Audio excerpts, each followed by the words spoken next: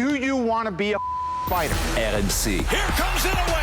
That destructive, decisive power does it again. Fighters Club. I'm the baddest motherfucker on the planet. Baba Diagne. I am the greatest. Salut à toutes, salut à tous, bienvenue dans le nouvel épisode du RMC Fighter Club. Aujourd'hui, on va débriefer l'UFC 323 qui était peut-être le dernier pay-per-view de l'histoire de l'UFC, mais bon, moi j'ai quelques doutes. On va aussi parler des nouvelles annonces de l'UFC parce qu'en ce moment ça n'arrête pas. Il y a une annonce très importante pour nous, le prochain combat de Benoît Saint-Denis contre Dan Hooker en Australie le 1er février. Avec moi, Anthony Sterpini. Salut Anto. Salut Baba, un petit bisou à Charles qui a pris quelques vacances, 2-3 jours pour aller en Roumanie. Ouais. J'espère que ça se passe bien pour lui. Ouais, je pense que ça va bien se passer, des vacances bien méritées pour Charles évidemment. On enchaînera un petit peu derrière, mais on vous proposera des émissions jusqu'à la fin de l'année, au début de l'année, vous inquiétez pas, vous serez là avec nous et on a pas mal de contenu à vous proposer. Et donc là, l'UFC 323, qu'est-ce que t'en as pensé ? C'était du spectacle quand même et des fortunes diverses. Il y a plein de choses à dire sur cette UFC 323, du spectacle au début de la carte, au milieu jusqu'à la fin, et puis en apothéose sur nous les Français, Faresiam et sa victoire. Il y a beaucoup de choses dont on doit parler, Baba. Programme chargé, donc on enquille ça tout de suite, c'est parti. Et on va commencer bien sûr par nous-mêmes, on va commencer par les Français, donc par la superbe victoire de Faresiam contre Nazim Sadikov.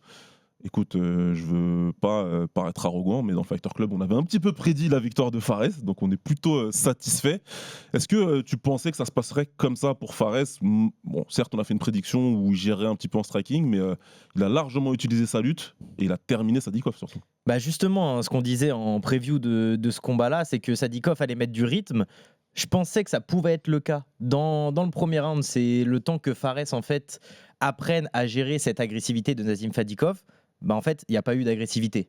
Ouais. Nazim n'a juste rien fait contre Faresiam, il a été inexistant. La stat la plus parlante, c'est que Nazim Sadikov, on le connaît pour le nombre de coups qu'il envoie par combat. Son dernier combat contre Mota, il en a envoyé 93. Ouais. Contre Ziam, il en a envoyé 4. Seulement 4. Et 4, c'est seulement le premier round.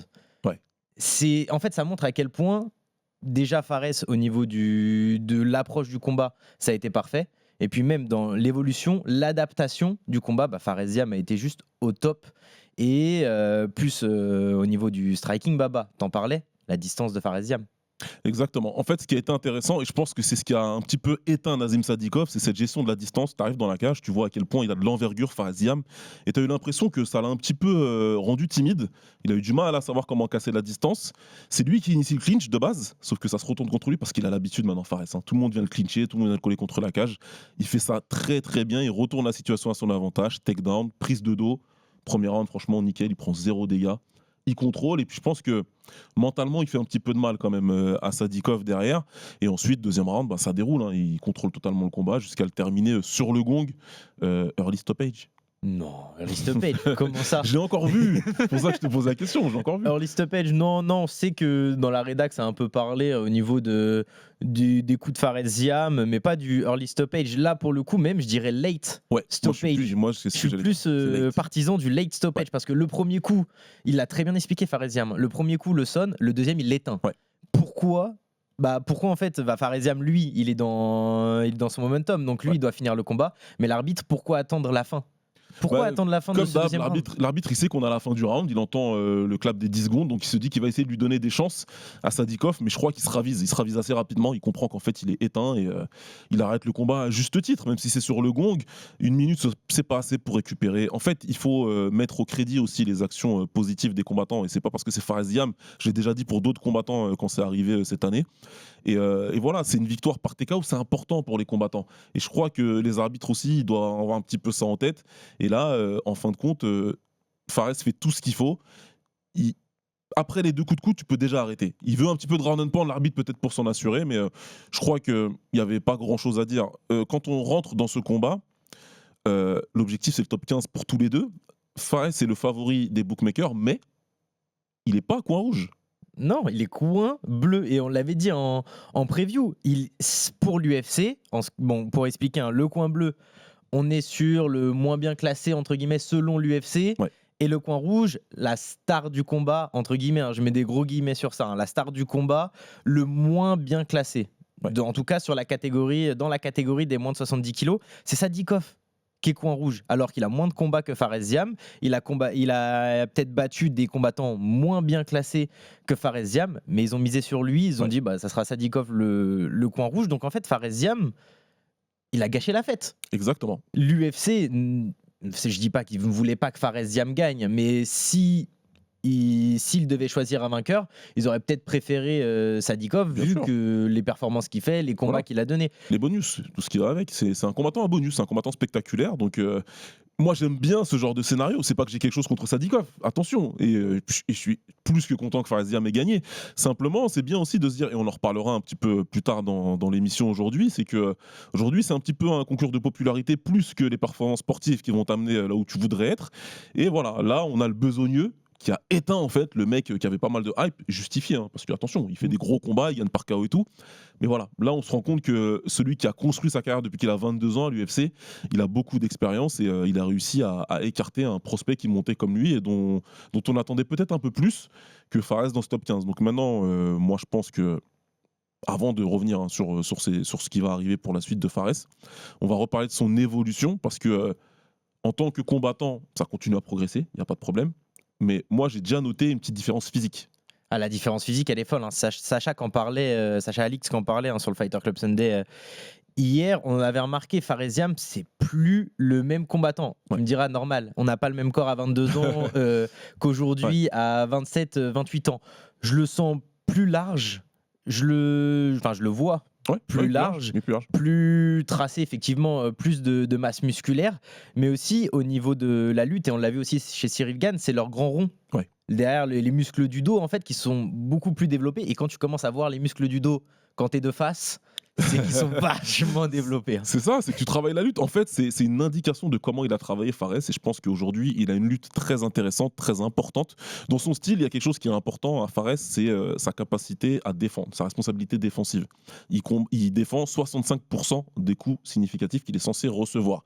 C'est la fourchette évidemment très haute. Il est numéro 5 de la catégorie en termes de coups significatifs absorbés. Seulement 1,53 coups.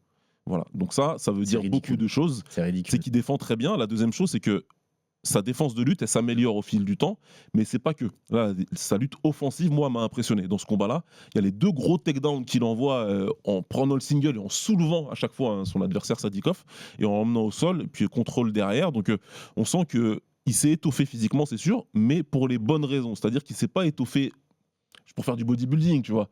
Il est devenu large, c'est sûr, mais cette force physique qu'il a pu acquérir au fil du temps, ça lui sert beaucoup pour pouvoir produire quelque chose offensivement. Est-ce que tu penses qu'aujourd'hui, on peut dire encore de Fares que c'est juste un striker ?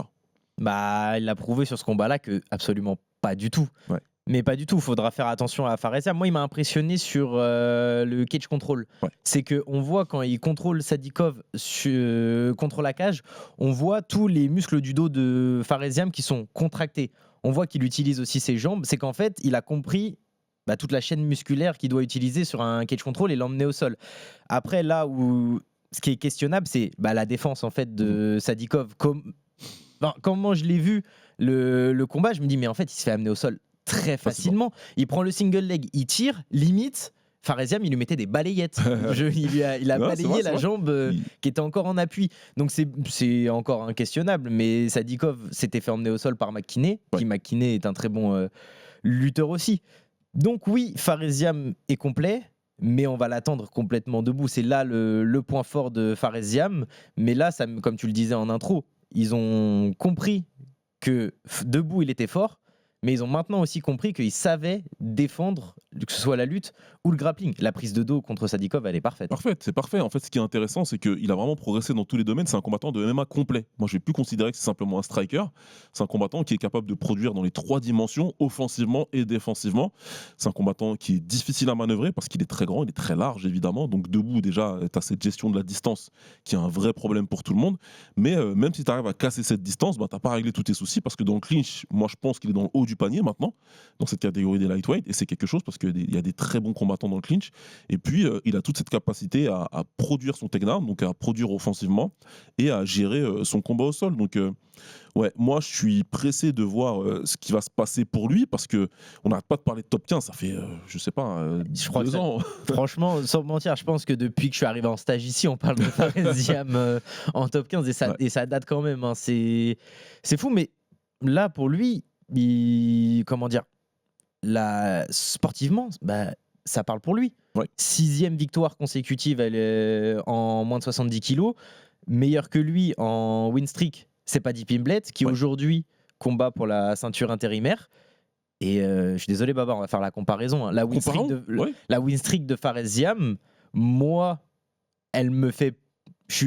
Pardonne-moi l'expression, la win streak de Fares Ziam fait plus bander que celle de Paddy Pimblett. Hein. En fait, bien sûr que c'est comparable, parce qu'il ne faut pas s'arrêter aux noms. Les noms qu'a battu Paddy Pimblett sont ronflants, mais c'est des mecs rincés. Je vais dire le mot qu'il faut dire. Chandler, il est rincé.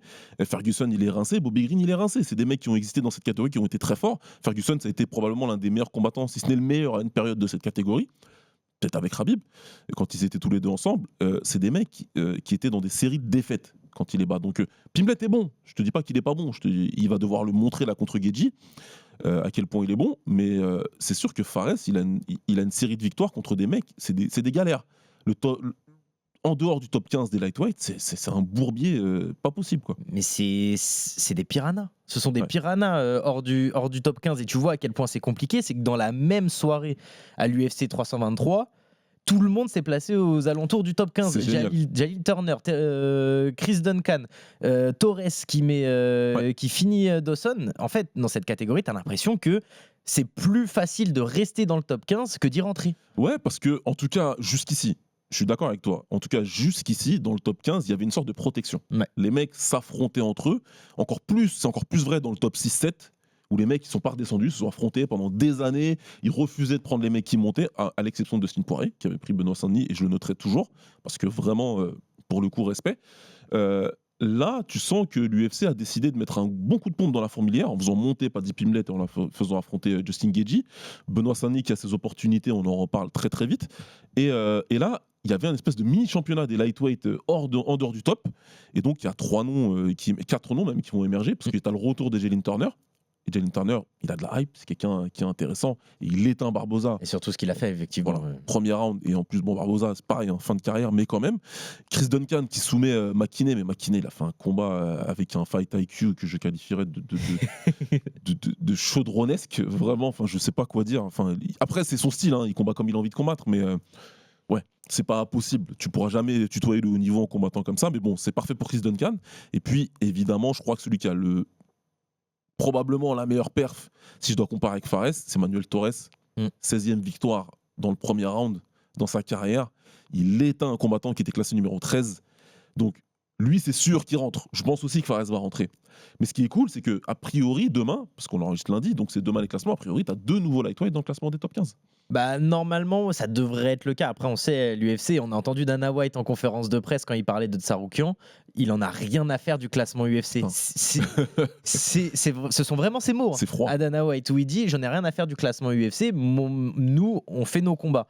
Là où ça peut être un peu compliqué, c'est qu'ils ont annoncé, on en reparlera, ils ont annoncé le combat de BSD contre Hooker, mais ils ont annoncé aussi le combat de Mauricio Rufy contre Raphaël Fiziev. On en discutera plus tard du matchmaking, y a pas de problème. Mais ils l'ont laissé 14. Et c'est rare que l'UFC change le classement de quelqu'un alors que son combat viendrait d'annoncer. Ils vont pas le sortir du top 15, ça ferait bizarre. Donc 3, 2, en tout cas Dawson il sort. Ouais, Mendes, je pense qu'il sort aussi. Ouais, donc il y a au moins 2. Il y en a au moins 2. Après, on va voir comment ils vont gérer ça. Après, Rufy, ils avaient fait des trucs bizarres avant son combat à l'UFC Paris. Il avait intégré le classement, il était ressorti, il avait remis. Bon, c'était un peu particulier. On y revient tout à l'heure parce que j'ai des choses à dire par rapport à ce match-up là. Mais ouais, en tout cas, c'était intéressant d'avoir mis tous ces combats des poids légers dans la même carte pour pouvoir.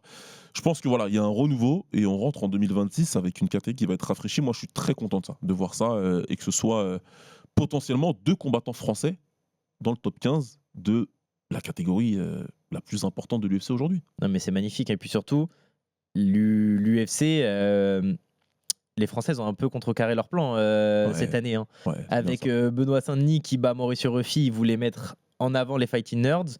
Ouais, Imavov qui bat Borayo dans la même soirée.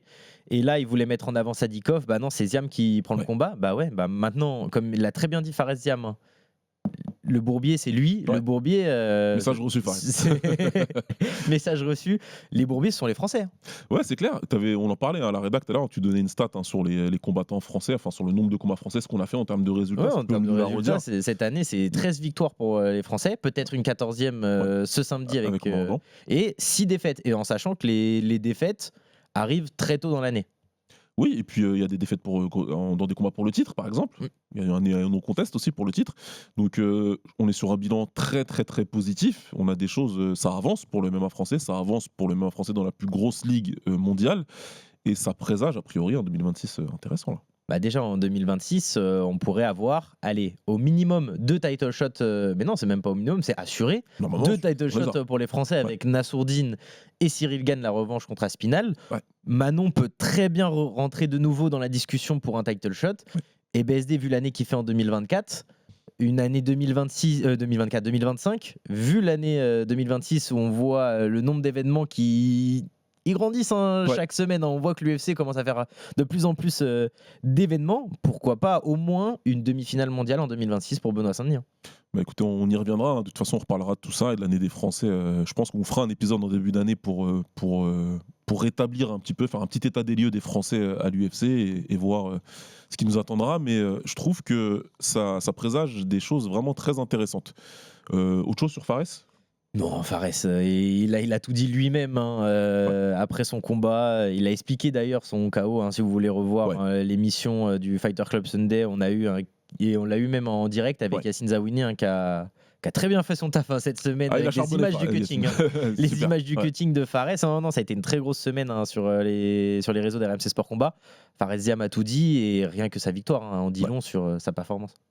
Exactement. Bah écoute, on passe à la suite et ça va être la main card de l'UFC 323, donc qui était une grosse carte. La promesse, c'était que déjà factuellement, c'était l'avant-dernier event sur le contrat avec ESPN. On a un Fight Night la semaine prochaine, mais c'est fini. Donc c'était le dernier numéroté chez ESPN. C'était une grosse période, une période faste. On a eu des stars, on a eu des gros combats, on a eu des doubles champions, on a tout eu en fait. Ah ouais, non, mais ESPN, ils se sont gavés.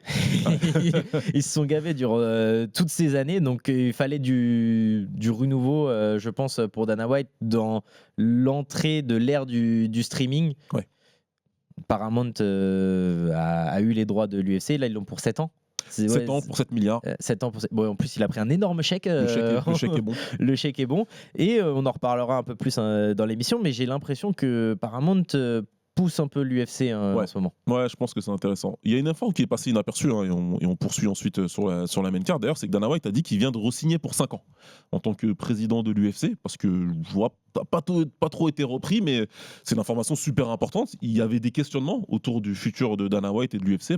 Il reste en tant que chef. Bah, tellement elle est passée inaperçue que je le savais même pas. Tu me l'as appris tout à l'heure à la rédaction. Et puis c'est même Makhachev qui avait dit ouais, c'est en train de regarder pour voir qui peut remplacer Dana White. Bah, elle a re-signé pour 5 ans. Donc au moins durant 5 ans, Dana White, on verra toujours les petites vidos What's up everybody avec la tête toute rouge. C'est bon, tant qu'on a ça, moi ça me sur le front. Voilà, donc Daniel Cormier, il faudra attendre. Tant pis pour toi. Bon, on passe au main event de cette carte de l'UFC 323 entre Merab Dvalishvili, qui était le champion et qui voulait devenir légendaire en défendant sa ceinture pour une 4e fois dans une année calendaire, mais Petr Yan, il n'était pas là pour se faire rouler dessus cette fois-ci, et c'est plutôt l'inverse qui s'est produit. Je crois qu'on n'est pas méchant en disant que Petr Yan, il a un peu roulé sur Merab Dvalishvili dans cette revanche. Il a été parfait, une domination quasiment de A à Z. Moi, je lui donnais les 5 rounds à chaud. Il faudrait que je revoie le combat à froid. Puis il y a peut-être un round que je peux donner à Dvalishvili, qui a été très courageux. Je trouve qu'il a été courageux parce qu'il a pris beaucoup de coups puissants. Il a été dominé. Ses takedowns n'ont pas fonctionné. Si je donne 2-3 stats, hein, c'est que il a stoppé. Il a stoppé beaucoup de... j'ai plus la stat. Il a stoppé 27 takedowns. 27 il a sur 29. C'est un truc de dingue. Voilà, il n'y a que 2 takedowns hein, qui ont été réussis. Du côté de Merab, Petr Yan, il a touché à 60% de ses coups significatifs. J'ai beaucoup aimé son approche avant de te donner la parole. Pareil, hein, on avait dit qu'il avait des grandes chances de le faire. il a eu l'approche que je trouvais idéale, c'est-à-dire que j'entendais aussi Petroyan il prend moins de risques cette fois-ci, non au contraire pour moi il a pris beaucoup plus de risques parce qu'il restait à l'intérieur plus longtemps.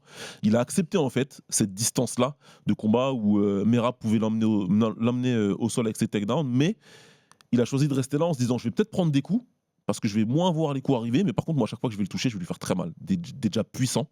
Vraiment, il est intéressant aussi sur l'utilisation de son bras arrière à très bon escient, et puis il a varié avec son bagage technique évidemment. Une donnée importante, c'est que Merab avait beaucoup utilisé les low kicks en début de combat la première fois. Là, Yann il bloque très vite, donc Merab il n'a pas de plan B parce que c'est pas un striker. Il va pas set up ses low kicks différemment parce que c'est pas ce qu'il sait faire lui. Donc il a arrêté d'envoyer les low kicks et ça a été très important pour Petroyan. Donc une grosse performance, un des combats de l'année. Mais en même temps un des beatdowns j'ai envie de te dire de l'année. Bah déjà, je vais revenir sur ce que tu as dit. Je vais te donner du crédit parce que je l'ai dit dans le Fighter Club d'avant que je voyais aucun monde dans lequel Yann battait Merab. Et tu as eu la vision sur ce combat-là. Je vais être très honnête avec toi, très honnête avec les auditeurs aussi. Je voyais pas Yann battre Merab. Je me suis fait... Je pense avoir par la première performance, enfin le premier combat, la performance de Merab qui était celle contre Yann, mais Yann le disait très bien. Il dit les gars, j'ai été malade durant mon camp d'entraînement et il me manquait mon bras droit. Ouais. Et là, le bras droit, en fait, il a fait tellement mal dans ce combat-là. Tous les jabs qu'il envoyait, l'action, enfin peut-être le condensé d'action qui marque le plus, c'est un Merab qui forçait tous les takedowns. Ouais. C'est comme le dit très bien Taylor Lapillus, il allume un peu des feux un peu partout et il prend le takedown qui fonctionne. Ouais. Là, je ne l'ai pas vu allumer tant que ça des takedowns, mais plus attraper et forcer Yann à être au sol. Et à partir de 1, 2, 3, 4, 5, 6 takedowns où vraiment il n'arrivait pas à le mettre au sol, il a commencé à s'épuiser et vraiment, c'est l'un des premiers combats où je vois Merab vraiment épuisé. Ouais. Épuisé dans le 4-5 où il a du mal à avancer, où c'est Yann qui met la pression, qui vraiment prend tout le tour de la cage, il cadre vraiment Merab, et pour le coup il l'a vraiment cadré en striking. Ça m'a fait... Moi j'ai eu peur pour Merab, je pensais que vraiment qu'il allait le mettre KO, et ça a donné à son crédit, c'est ce mec là, on a l'impression qu'il va jamais tomber. Non, ouais, franchement, c'est fort. Franchement, c'est fort en termes de résilience, en termes de capacité à encaisser les coups. Il est dur au mal parce qu'il a pris des coups qui aura mis KO pas mal de gens dans la catégorie et des gens qui sont élites. Et cet élément de pression, il est important parce que Petroyan, il a choisi de refuser cette fois-ci les termes d'engagement de Merab. Il a refusé ce rythme-là. Il a imposé lui un gros rythme en disant aujourd'hui, je vais matcher ton rythme, ton cardio, je vais le matcher aujourd'hui et tu verras que je pourrais finir plus fort que toi. Et il finit plus fort que lui parce qu'évidemment, il l'a éprouvé beaucoup plus. L'élément le plus important pour justement faire baisser cette jauge, et c'est important ce que tu dis, Anto, cette jauge qui a baissé de Merab, c'est les coups au corps. Mais surtout que Merab, c'est la première fois que je le vois montrer un signe de douleur. Il a même crié, je crois. Il a crié quand il a... Et là, pour le coup, bon, c'est une question à poser. S'il crie sur un... Normalement, bon, il y a verbal tapa ou tout comme ça. Ouais. Donc ça peut être discutable. Ouais, okay. Bon, après, est-ce qu'il a crié assez fort pour... Mais... Il a le visage de Merab. Vous voyez, il reculait sur un deuxième middle kick et sur un, je crois que c'est une gauche qui met au foie. Ouais. Le bruit que ça fait dans la salle, alors qu'il y a de l'ambiance. Ouais. Il reste debout, Merab. J'ai été choqué du fait qu'il reste debout. C'est fort. Et même Yann, je pense que sur le moment, il a été choqué. Il dit non, mais là, je l'ai vraiment touché. Qui est-ce qui fait encore? Mais imperturbable, par contre, Yann. Écoute, on a tourné quelques fois, chacun dans son coin, mais on a quand même quelques kilomètres, quelques heures d'entraînement, notamment en anglaise. Quand tu réussis un coup au corps, t'es content. Quand tu réussis un coup au corps qui fait réagir ton adversaire, t'es encore plus heureux. Si tu mets un coup au corps de ton adversaire et qu'il crie, normalement tu penses que tu as combat gagné. Si tu fais crier ton adversaire, tu te dis ok c'est bon, je l'ai tellement touché qu'il finit pas en fait. Ouais, c'est bon, là il se plie là. Le fait qu'il termine, à un moment je me suis dit peut-être que Yann il va se décourager, peut-être qu'il va se dire attends mais là je lui mets tout ce que j'ai. L'autre il crie parce que je lui fais mal, mais il reste debout, il continue, il vient encore m'attraper la jambe, il me fait encore chier à essayer de me take down. Donc franchement Merab c'est un combattant exceptionnel, c'est juste que Yann il s'est mis au-dessus. J'étais ni pour l'un ni pour l'autre. Simplement, je t'avoue que Petroyan, quand je le découvre, moi, il y a quelques années, dans ces années russes notamment, je me dis, putain, c'est le MMA total, ce mec. Il se fait kiffer, quoi, tu vois. Il est fort dans tous les compartiments du game. Et de le voir champion avec une performance comme ça, bah, ça me rend quand même heureux pour le MMA. Tu vois ce que je veux dire? Je suis quand même plutôt content. C'est que j'ai moins de sensibilité pour le style de Merab Dvalishvili, mais je respecte beaucoup le combattant. Parce qu'il arrive à imposer son game à tout le monde. Et ce que fait Petr Yan, c'est pour moi l'une des plus belles victoires, l'une des plus grosses victoires de l'histoire du MMA. Je n'ai pas peur de te le dire. Bah, moi, j'ai pas peur de dire que pour moi, c'est mon combat de l'année, la performance de l'année de Petr Yan. Hein. Ouais. Tellement, dans déjà les codes de Paris où ça mettait Merab au-dessus, le fait qu'il y avait le premier combat, il avait été archi dominé en lutte, c'est juste exceptionnel. Et puis, il a été assez lucide, Petr Yan, après son combat, où il donne une interview, l'UFC qui maintenant fait des podcasts directement après le combat. Il dit il a l'impression qu'en fait, il a été champion trop rapidement. La première fois, trop jeune, trop rapidement. Et en fait, il n'avait pas eu le temps. En fait, tellement ça a été vite pour lui de monter dans les classements du UFC qu'il n'a pas eu le temps de corriger toutes les erreurs qu'il faisait. Que ce soit debout, que ce soit surtout en lutte, lui, il le disait, c'était sur ma défense de lutte où j'ai pas assez travaillé. C'est qu'en fait, tout a été trop vite et j'ai été mis dans les questions pour le titre très rapidement, que j'ai pas entraîné les derniers détails qui font que tu restes champion du monde. Et aujourd'hui, je les ai travaillés. Vous avez vu que j'ai battu Merab Dvalishvili, mettez qui vous voulez en face, je fais plus d'erreurs. Franchement, c'est clair qu'après une performance comme ça, oui, ça fait peur. Tu te dis qu'il y a des tueurs à gages dans la KT, et justement, on y vient pour savoir quelle va être la suite pour Petr Yan. Mais c'est vrai que s'il arrive à reproduire ce type de performance, ce type de niveau, franchement, ouais, c'est clair que ça va être chaud. Là où c'est intéressant, c'est simple. Soit il y a une trilogie, et la trilogie elle s'écrit toute seule. La trilogie, elle est logique. Tu vois, est-ce que la trilogie sera immédiate? Merab, il a quand même un vrai statut aujourd'hui à l'UFC. C'est devenu une star, c'est devenu un mec important. Nurmagomedov affronte Deiveson Figueiredo prochainement. Donc je me dis que peut-être le vainqueur, ce sera le 24 janvier, l'UFC 324. Est-ce que c'est une demi-finale? Ou est-ce que cette demi-finale ne sert à rien face à la perspective de la trilogie en fait? Ça va être relou parce que sur la même carte sur l'UFC 324, il y a Sean O'Malley contre Song Yadong. On sait que Yann, il l'a toujours en travers de la gorge, et moi aussi. Ouais. J'ai toujours il a même rigolé à la conférence de presse quand tu lui parles de lui. Ouais. Et qu'il y a eu ce combat entre Yann et O'Malley où la plupart des gens considèrent que c'est un vol de la part d'O'Malley qui doit jamais gagner ce combat. Même O'Malley, il a tweeté. Il a envoyé un petit pic, si tu veux refaire le combat, moi il n'y a pas de souci, je te donne ta revanche, on y va, il a raison de le faire, bien sûr. De le tenter.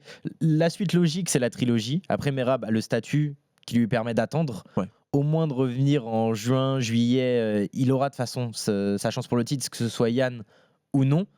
Je préférerais un Yann Nurmagomedov quand même. Ce combat-là m'attire tout particulièrement, parce que je trouve que dans le combat contre Merab, Yann, il a un peu pris de ce qu'avait fait Oumar au niveau du striking contre Merab Dvalishvili. Ouais, je suis d'accord. Je pense qu'il a étudié la question et qu'il a pris ce qui avait fonctionné pour Nurmagomedov en ajoutant évidemment une préparation optimale, parce que le problème de Nurmagomedov, c'est qu'il lui a manqué l'énergie pour pouvoir produire pour continuer à produire ce qu'il avait produit. Yann, il avait la bonne énergie. D'ailleurs, dans le premier combat, il lui manquait aussi de l'énergie. J'aimerais beaucoup voir ce combat parce que ce sera un des meilleurs combats, je pense moi, du MMA actuel, un combat entre Petr Yan et Oumar Nurmagomedov.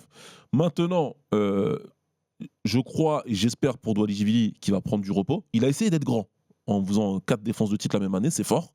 Je pense qu'il a besoin de repos. Je pense qu'il a besoin de faire attention à ce qu'il fait parce qu'il cut, c'est dur. On sait qu'il cut pas de la même manière que les autres, il s'entraîne pas de la même manière que les autres. C'est bien, tout ce gimmick de je fais un 5 rounds le midi et j'ai un main event le soir.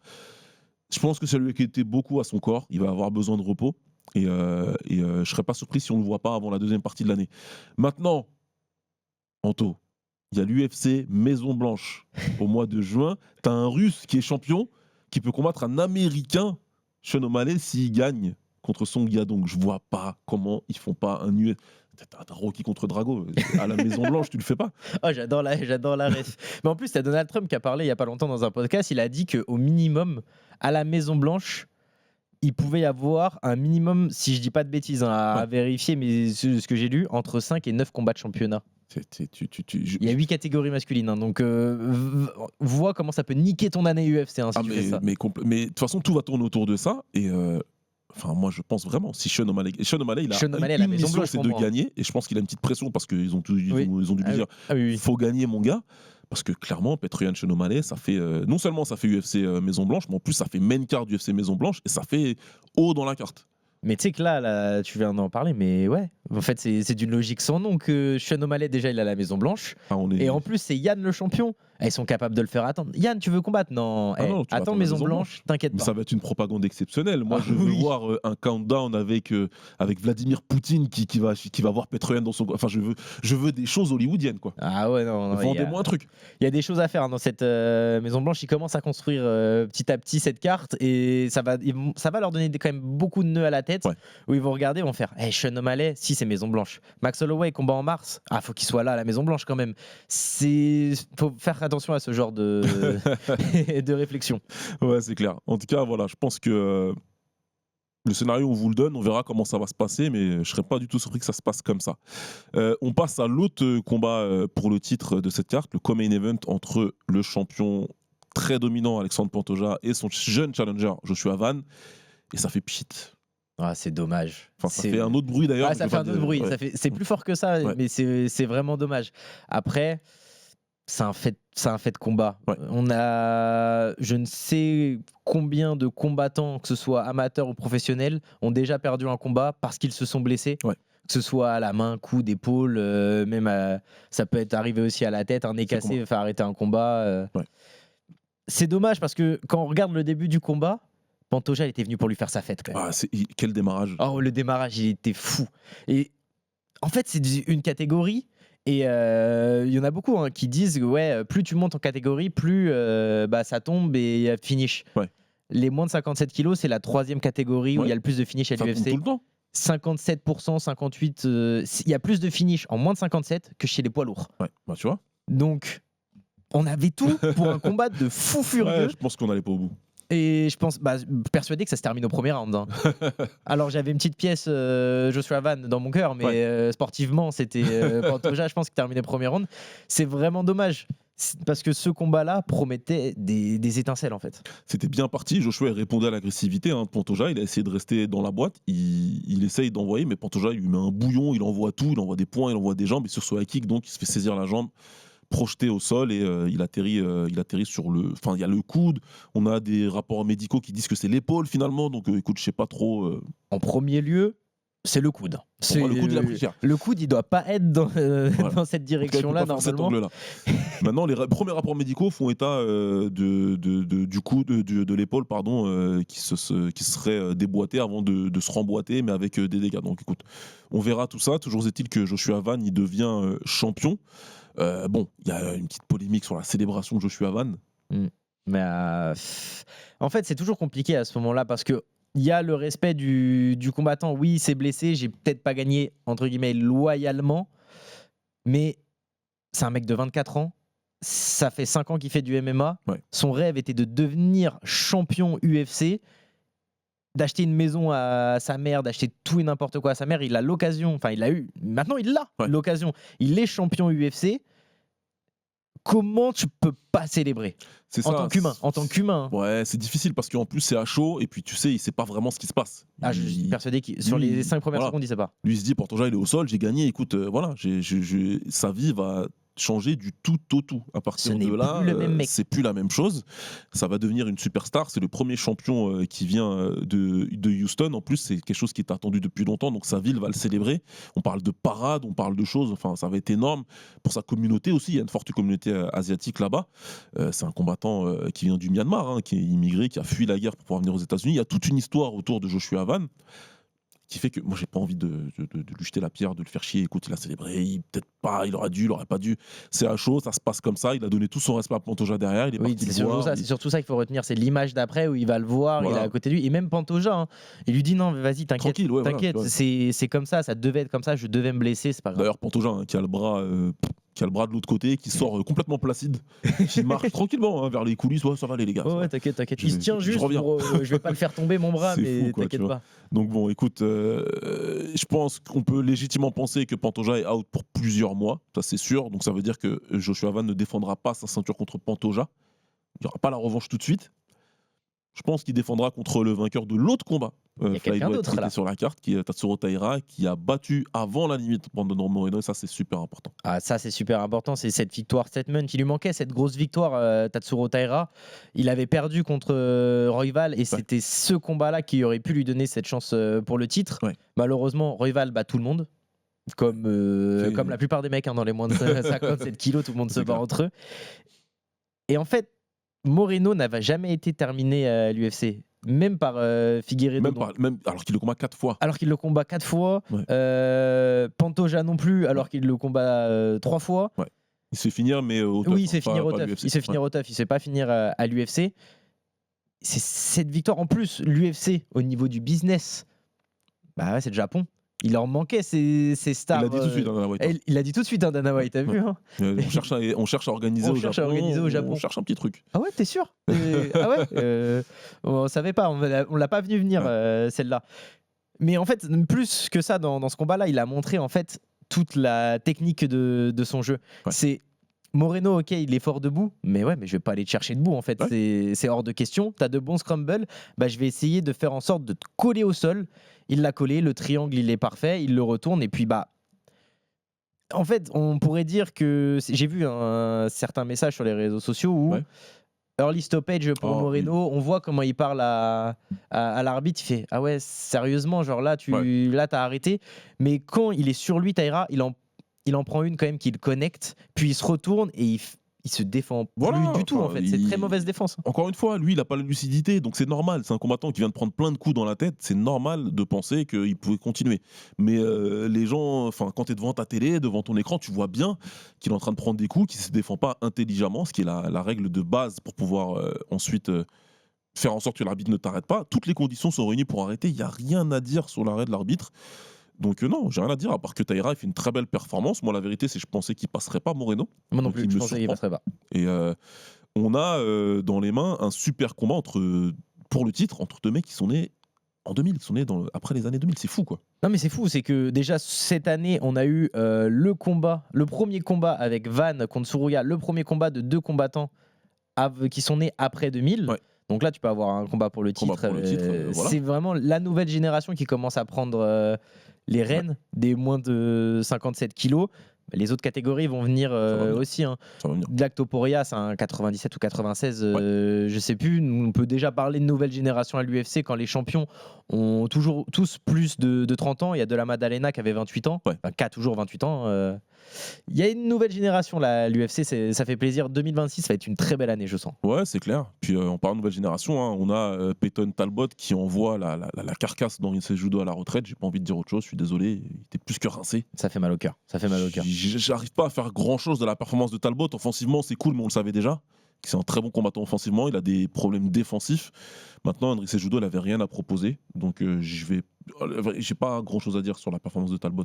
Pour moi, c'est pas là que je vais juger, quoi. Non, il n'y a rien à dire. Puis surtout, la performance contre Barcelos reste encore dans les mémoires, hein, parce qu'il a rien montré, Talbot, depuis, alors que Barcelos.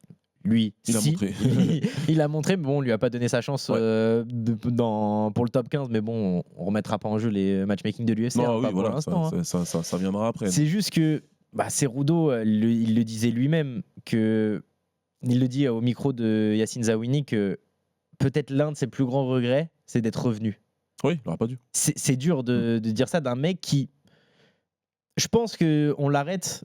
Enfin, déjà, Cejudo fait c'est un moins de 77 kilos, c'est l'un des plus grands de ce sport. C'est l'un des plus grands de l'histoire, même athlète confondu des sports de combat. Avec sa médaille champion olympique, double champion.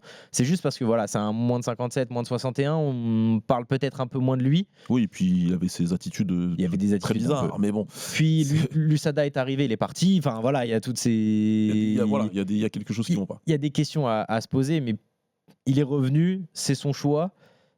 Il n'a pas gagné. C'est ça en fait. Il fait un très beau combat contre Sterling. Hein. Je suis à deux doigts de le donner gagnant. C'est un bon combat. Contre Sterling, mais après ça a été trop compliqué pour lui. Le MMA a évolué, mais juste pas son MMA à lui. Et puis je pense qu'il n'est pas en position aujourd'hui de faire des préparations correctes. Il a beaucoup de choses en dehors et ça marche très bien. Il a un podcast qui cartonne avec Kamaru Usman. Il a d'autres choses. Il est coach et c'est un très bon coach. Donc justement, c'est ça en fait. Il est constamment en train d'entraîner dans la salle. Donc il ne s'entraîne plus trop pour lui. Je ne suis pas sûr qu'il ait eu une préparation optimale pour ce combat-là. Et voilà, au final, c'est une très grande carrière du MMA qui se termine par 4 défaites. Donc quand tu regarderas le papier, le Wikipédia dans quelques années, tu te diras ok, c'est cool, il a été plus que champion, mais il finit mal. En tout cas, c'est une très grande carrière du MMA qui se termine. malgré ce qu'on pense du gars. Il y a beaucoup de gens qui l'aiment pas en dehors, et bon, c'est normal, hein, vu les prises de position bizarres qu'il peut avoir. En tout cas, dans la cage, il a produit, c'est un combattant exceptionnel, et qui est propriétaire d'une des plus grandes victoires de l'histoire du MMA, parce qu'il a détrôné Demetrius Johnson. Le Demetrius Johnson qui a mis le record de défense de l'UFC, de titre de l'UFC, à un niveau où peut-être ce ne sera pas battu. Donc voilà, chapeau quand même à Cejudo. Chapeau à lui. Bon, on a fini, je crois, sur le FC 323. Bon, il y a 2-3 trucs qui sont passés. Il y a Blachowicz qui a encore fait un match nul. Ouais, non, il n'y a pas à discuter. Un dommage, hein, pour Blachowicz, mais c'est l'une des séries les plus bizarres de l'UFC. Ouais, vraiment. Ouais, avec des nuls, des no contest, Ouais, des voilà. défaites. Bon. C'est particulier. C'est un peu dur aussi sa fin de carrière à Blachowicz à l'UFC. Mais bon, écoute, c'est comme ça. Il a au moins fait ce qu'il fallait dans le combat pour pas perdre. Il est revenu fort. Il inflige un knockdown. Mais voilà, ça gagne pas. Il y a une stat très intéressante qui ressort de cette dernière UFC numérotée, parce que de toute façon on n'aura pas de combat pour le titre la semaine prochaine. C'est que cette année, en dehors d'une seule catégorie, dans toutes les catégories de poids, il y a eu un changement de main pour le titre. Et ouais, la seule catégorie, elle est féminine. C'est la seule, Valentina Shevchenko est la seule combattante qui a conservé son titre, et à 2 reprises en plus cette année, puisqu'elle a battu Manon Fiorot, puis Weili Zhang dans toutes les catégories masculines de l'UFC. Et donc Kayla Harrison qui est devenue nouvelle championne. En 2025, on a eu un nouveau champion. Si on regarde un petit peu dans le détail, Anthony, il y a eu 5 champions pour la première fois. Et je compte Thomas Spinal parce qu'il était champion intérim, qu'il est devenu champion aujourd'hui. Kayla Harrison, Mackenzie Dern, Joshua Van, Khamzat Chimaev et donc Thomas Spinal. Il y a 2 champions, évidemment, dans une nouvelle catégorie de poids. Ilia Topuria, Islam Makhachev. Et enfin, on a 3 combattants qui sont redevenus champions. Alex Pereira, Petroyan et Alex Volkanovski. Belle année. L'année, elle est exceptionnelle. Quand on regarde comme ça, on fait une rétrospective de l'année. Et on en fera une sûrement sur les awards. Déjà, on va le faire sur le Sunday, on fera sur d'autres émissions. Bah, en fait, tu te dis que cette année-là, il y a eu énormément de changements. Ouais. Si tu avais pensé à un scénario pour l'UFC et dire comment on peut faire pour vraiment relancer notre entreprise, bah, c'est celui-là en fait auquel ils auraient pensé. Moi, ce qui m'impressionne le plus, c'est les nouveaux champions. Ouais. C'est qu'il y ait autant de nouveaux champions, alors que on peut se dire des mecs comme Pereira, je le voyais pas perdre contre Ankalaev, Pantoja, Merab qui avait pris la ceinture avant. Je voyais pas de nouveaux champions dans ces catégories-là. On a réussi à être surpris. Ouais. Ramzat qui est enfin devenu champion, une création d'une autre star, enfin une confirmation d'une autre star. J'ai pas le souvenir, mais peut-être que je me trompe, c'est 2 nouveaux champions dans l'autre catégorie au-dessus. Je sais pas si Cormier et Cejudo c'est la même année, j'ai un trou, je sais pas si c'est déjà arrivé. Ouais, je sais plus. En tout cas, l'année folle, hein, l'année folle pour l'UFC. Il y a eu une année plus folle, c'est 2016, où le titre avait changé de main 12 fois. Ce qui est juste n'importe quoi. Mais voilà, donc on a eu une très très belle année, et c'était important de le souligner. On y reviendra en détail, en tout cas sur nos événements, sur nos émissions de fin d'année, sur nos petits awards. En tout cas, on a terminé sur l'UFC 323 et sur l'année 2025. On va se tourner vers l'année 2026 parce que l'UFC a saupoudré des petites annonces discrètement comme ça. Tu vois, nous, on essaie de faire notre boulot correctement et on a des bandeaux qui apparaissent.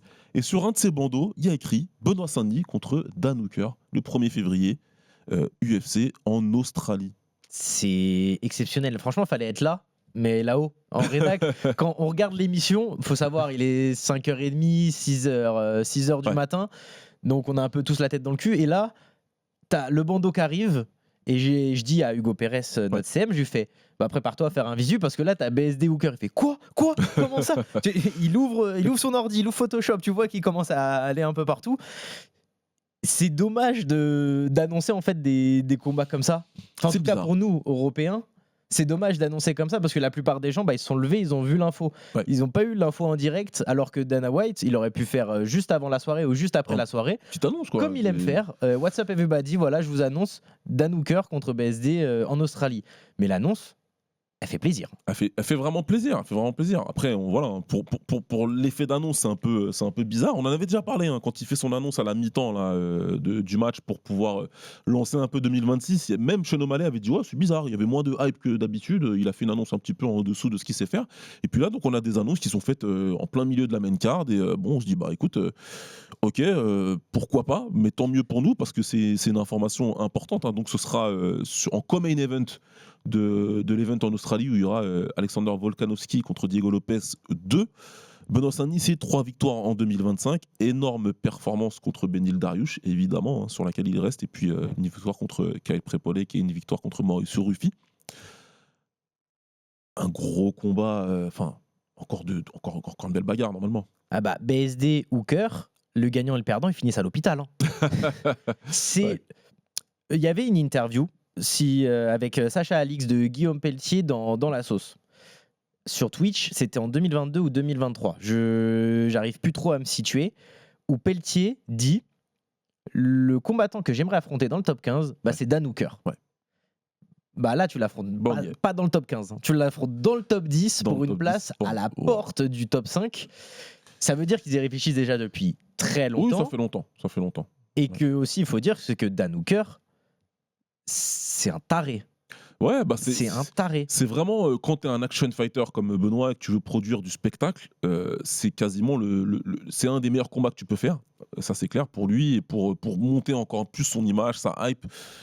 C'est un combat où il y a écrit au minimum Fight of the Night si ça va loin, ou Performance of the Night c'est écrit dessus parce qu'il y en a un qui va tomber salement.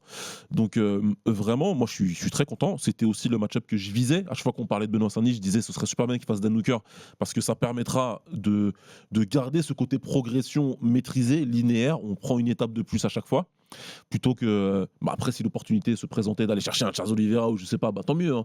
Mais là ça se passe comme ça, moi je trouve que c'est cool, ça va permettre de continuer à bien travailler, ça garde aussi le momentum parce qu'il enchaîne les combats, Benoît Saint-Denis, ça c'est clair. En même temps quand tu as gagné en 13 secondes, ça te permet d'enchaîner relativement vite. Oh, tu peux enchaîner vite et là c'est un peu le coup du sort et de son côté parce que Dan Hooker, je suis pas sûr qu'il recombatte aussi rapidement si l'événement n'est pas en Australie. C'est vrai. Tu vois, si l'UFC 325 il est au Mexique, je suis pas sûr que Dan Hooker prenne le combat contre BSD. Ah les gars, vous êtes sûr, vous pouvez pas le faire plus à Las Vegas sur l'UFC 326. Là, il profite du fait que ce soit en Australie, que ce soit le co-main event. Ouais. C'est la deuxième fois que BSD est en co-main event d'un événement numéroté. La première fois, c'était contre Poirier avec à l'UFC 299. Donc, on revient au statut qui était le sien au moment d'affronter Poirier, un co-main event de numéroté. Et surtout qu'en plus, ça va être une carte qui va être vraiment regardée parce que c'est la carte d'après l'UFC 324 où le titre intérimaire va être joué entre Pimblet et Gaethje. On aura un champion. Selon le résultat de ce combat-là, il va affronter Topuria, bien évidemment. Mais Benoît Saint-Denis peut très vite se placer dans les questions pour demi-finale mondiale avec une grosse performance contre Dan Hooker. Il y a tellement d'enjeux sur ce combat-là et c'est tellement un combat tellement excitant. Enfin là, pour te dire, 2025 ça a été excellent. Là, 2026, il commence, j'ai les poils déjà. Ouais, ça va être génial. Franchement, ça va être génial. Et puis en plus, les perspectives sont intéressantes pour Benoît en cas de victoire, même si c'est quelque chose où je le redis. Moi, la BMF, ça reste pour moi une ceinture gimmick, mais c'est une ceinture qui devient de plus en plus importante. On a 3 ceintures qui circulent chez les légers. Et en cas de victoire, ça pourrait peut-être challenger pour la BMF, par exemple à la Maison Blanche ou sur un autre gros event, à l'International Fight Week, parce qu'il ne faut pas oublier aussi que c'est des gros events à ce moment-là. Donc c'est clair que c'est intéressant. Bon, en termes de style, on connaît. Dan Hooker, c'est un excellent striker, agressif, dangereux, qui aime gagner par KO, qui a des très bons coups de genoux et qui a une anglaise qui est efficace, surtout avec son jab, notamment avec ses coups en direct. BSD, c'est le combattant complet, qui est un bon striker, agressif, qui aime gagner par KO, et qui a en plus de ça un excellent sol, et qui est capable, on l'a vu contre Mauricio Ruffi, de faire un game plan orienté sol. On fera évidemment une énorme preview de ce combat. Simplement, je terminerai mes mots en disant le game plan, il devrait être sensiblement similaire à celui contre Mauricio Ruffi. Normalement, il n'y a pas de... Et c'est pas compliqué, c'est pas compliqué, ça va être compliqué à réaliser parce que Dan Hooker quand même, il a perdu contre Saroukian, ok, mais c'est quelqu'un qui a battu Gamrot, il a battu Turner, c'est quelqu'un qui a mis KO Gilbert Burns en mois de 70, c'est quelqu'un aussi Dan Hooker, sur son record il y a beaucoup de défaites. Il est dans le top 10 depuis très longtemps maintenant. Mais c'est surtout quelqu'un qui refuse personne, c'est un mec qui a pris un short notice contre Makhachev. Au bout d'une semaine et demie, il a dit ouais Makhachev, ouais, je peux le prendre.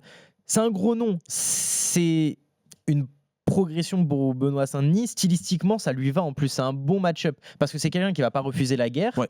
Et c'est surtout, il a une bonne défense de lutte, mais elle n'est pas excellente.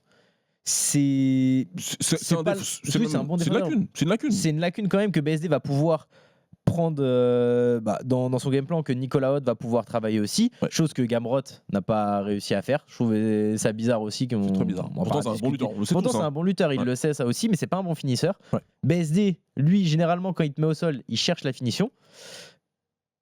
Ils le prennent pas au hasard, ce combat. Ils réfléchissent de plus en plus au match-up qu'ils prennent, l'équipe de BSD et la BTT. Ils savent qu'ils peuvent le battre, Dan Hooker. Et je pense que Dan Hooker, il a donné une interview, hein, il a dit ouais, je vais essayer de faire mal à BSD, hein, je vais lui donner une guerre. Ah, je suis pas sûr que BSD soit dans cette optique-là. Ouais, on va reprendre ses propos. Hein. Il dit ça me donne envie d'y retourner. Franchement, je suis énervé. Je vais y retourner et franchement, je vais juste lui faire mal. Je veux lui faire du mal. Je veux me faire du mal à moi aussi. Je suis prêt. Je suis prêt pour la guerre. Je vais y aller et le mettre en difficulté pendant 15 minutes. Il dit aussi qu'il le connaît pas. Ah, il dit aussi qu'il le connaît pas du tout. Et il le dit dans l'interview, il dit ouais, quand je vois que j'ai le combat contre BSD, bah moi je signe. Moi j'ai pas de problème, je prends le combat, c'est en Australie, comme main event. Moi je le prends. Mais par contre, j'ai posé la question à mon coach quand je suis à la salle le lendemain matin, je fais mais BSD, il est droitier ou gaucher?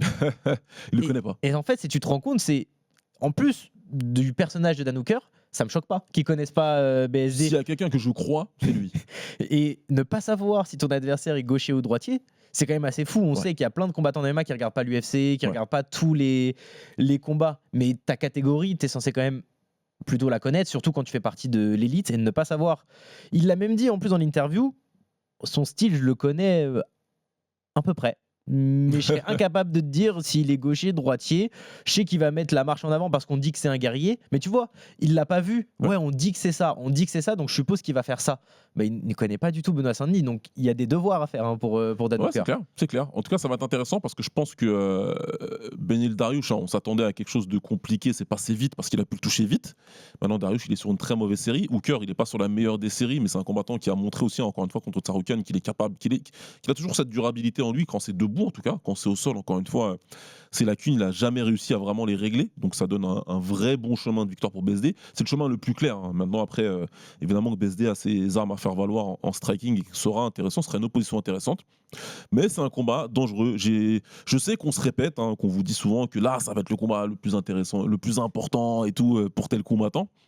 Ça va être une opposition très importante. Vu la gueule que prend 2026, là, Benoît, avec une victoire contre Dan Hooker, c'est peut-être le ticket le plus chaud de la catégorie des poids légers en dehors des champions.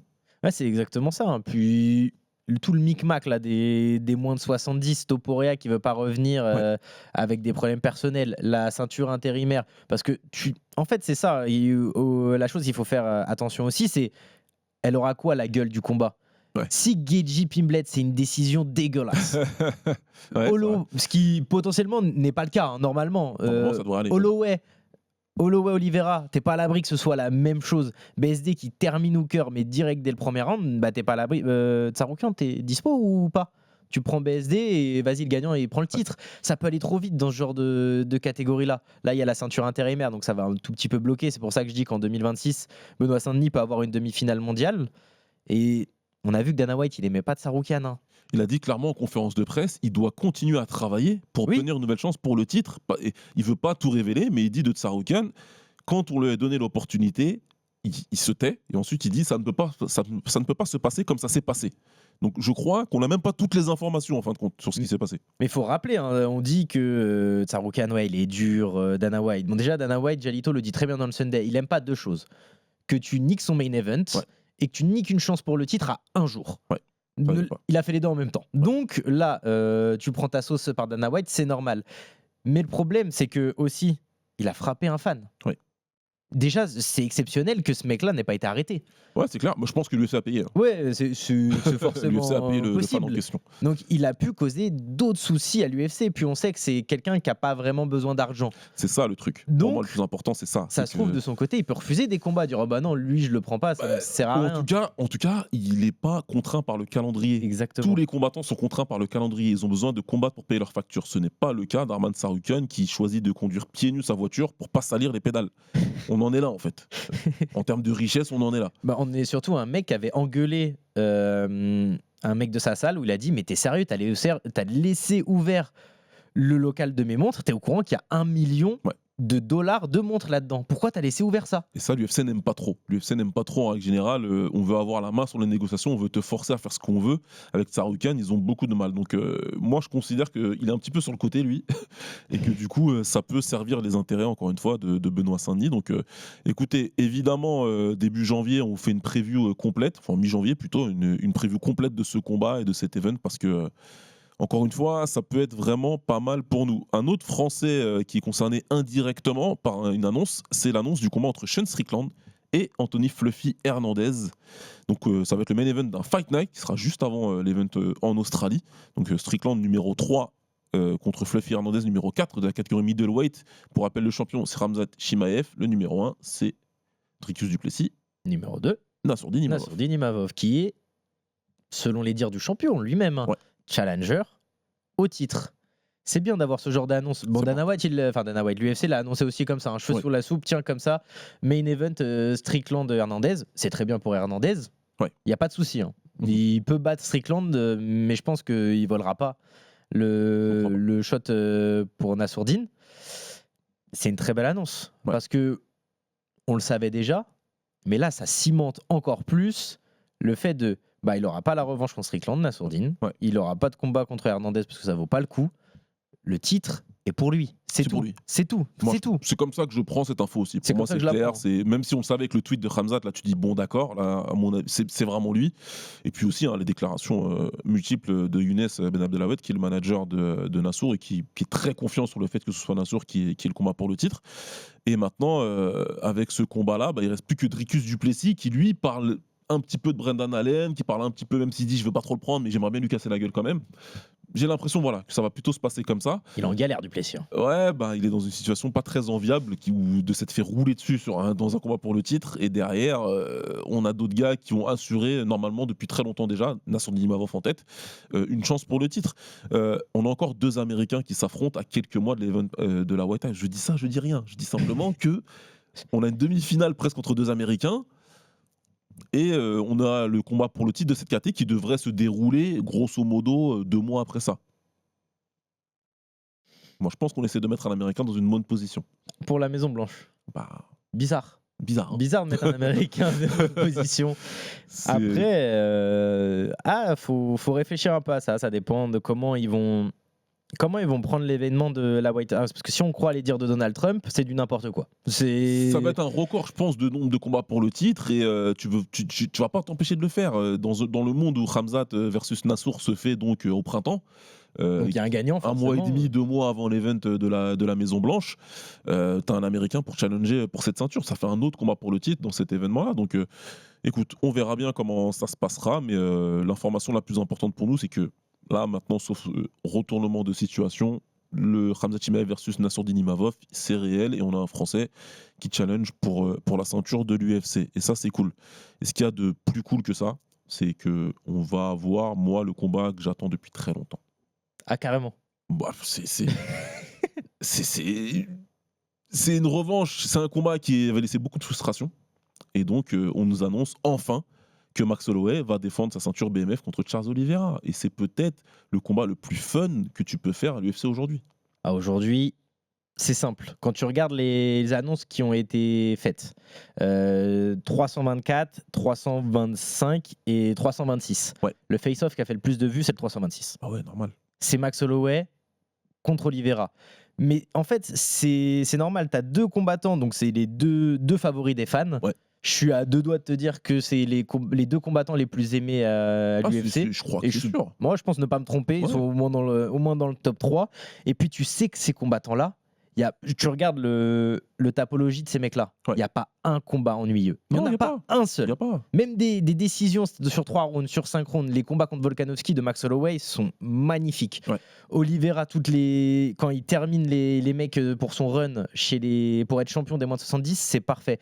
C'est le combat. Pour le coup, c'est vraiment le combat que les fans voulaient voir. Et pour une fois, c'est un combat de très très haut niveau. Parce que des fois, tu dis, j'aimerais bien voir ce mec-là contre ce mec-là, mais t'es dans le top 10, top puis t'as 15. des interrogations sur comment le combat va être. Ouais, exactement. Là, tu sais qu'il va être magnifique. Et tu as le numéro 3 contre le numéro 4. Là, ce qu'il faut noter, c'est que c'est fou que. Non, le numéro. Si, c'est 3 et 4. Ouais, non, 3 et 2 ou 3 et 4. 3 et 2, pardon. 3 et 2. Oliveira est numéro 2, Max Holloway est numéro 3. C'est 3 et 2, et la ceinture intérimaire, c'est 4 contre 5. Ouais. Bon, mais on n'en C'est veut pas pas, parce que ce combat va être magnifique. Ouais, non, mais bon. On remet pas en cause le hein. matchmaking de l'UFC. Si, moi je le remets en cause. Moi je le remets en cause parce que bon, je suis très content sur ce match-up là, évidemment.